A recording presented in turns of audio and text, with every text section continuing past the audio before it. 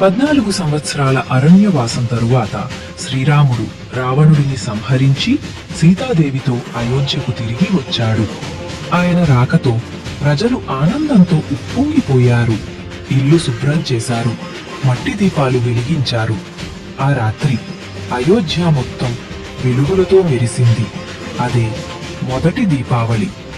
మరో యుగంలో ద్వారకలో భయంకరుడైన నరకాసురుడు దేవతలను ప్రజలను వేధిస్తున్నాడు. ఆ దుష్టుని సంహరించడానికి శ్రీకృష్ణుడు సత్యభామతో కలిసి రథంలో బయలుదేరాడు.